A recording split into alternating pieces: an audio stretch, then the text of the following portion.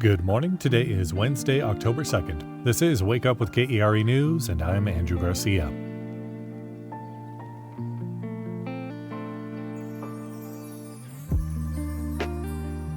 Temperatures today will just barely reach 90 degrees or so. Coming up, one journalist's journey to getting a Texas driver's license. It's quite a story. You're going to want to stick around for it. But first, today's news. Vice presidential candidates Tim Walz and J.D. Vance faced off on the debate stage last night. Partisans on both sides will have arguments for why their guy did well at certain times and not as well at others, but given solid performances from both candidates, free of any major mistakes, this debate is not predicted to move the needle very much in this presidential campaign.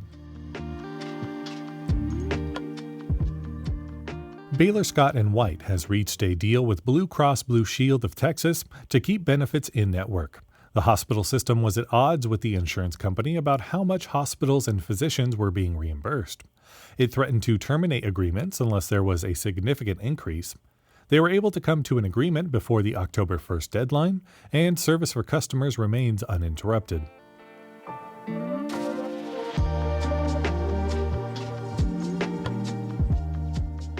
Election Day is quickly approaching. When Texans show up at the polls, they'll need to show identification. While the state accepts 7 different forms of ID, most will hand over their Texas driver's license. That's exactly what Blaze Gainey, the Texas Newsroom's new Capitol reporter, wanted to do, but given massive delays and long waits for appointments with the Texas Department of Public Safety, he found getting that license was a lot harder than he expected. So Blaze decided to take us along on his quest. We'll start over the summer. I was living in Nashville when I got this job offer. I immediately ran and told my wife Mila, then we both screamed with joy.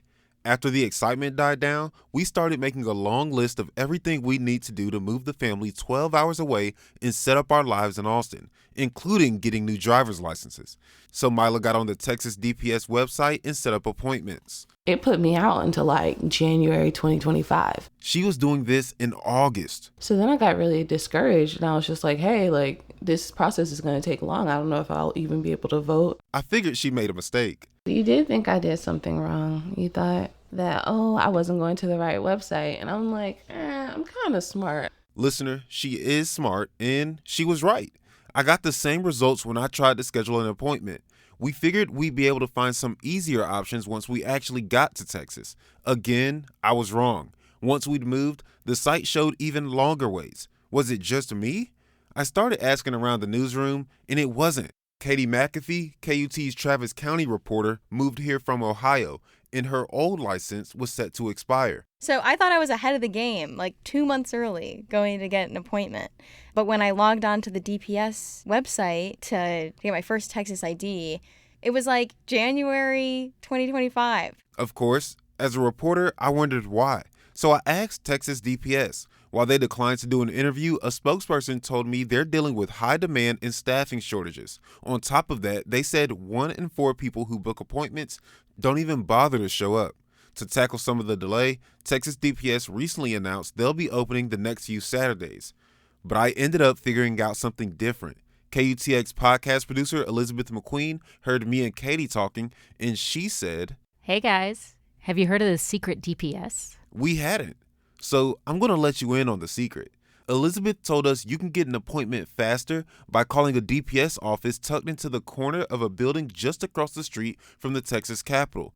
Katie tried it first. After every day trying to get an appointment in my area and it being so difficult, I just call this number and they pick up on the first ring and say, "When are you available? Yeah, you can just come in tomorrow." And I got the same result. When do you want to come in? Monday. Okay, I have a 10 o'clock. And just like that, I was on the Texas driver's license fast track. All right, now it's the morning of my appointment. I wake up thinking from here, it'll be simple, but new problems come up. So I get to the not so secret anymore DPS office, but I'm missing some documents I need. I rescheduled to come back in the afternoon and head home to get them. But then car trouble, so I have to take a detour to the auto shop. Still, I don't want to miss my appointment. I leave my car and hop on one of those bright green lime scooters they have all over Austin. I speed towards the Capitol, power walk to the office, and arrived moments before my appointment. And I guess you could see it on my face. Long day, long day. But I'm here. Now it's just filling out forms. Fill in the first 3 lines. That. An eye test. One eye at a time. Reading across line 5. Then a photo. Let's do the picture next. You step back to the blue screen. Of course, I also check a box on my driver's license application saying I'd like to register to vote. And now I've got a temporary driver's license until my shiny new Texas ID comes in the mail. So that's my story. I accomplished my goal, got my license, and made sure I'm all set to vote in my first election as a Texan. I also just checked on the Secretary of State's voter portal, and my voter status shows active. And of course, I set up an appointment for my wife Mila too. That was Blaze Gainey with the Texas Newsroom.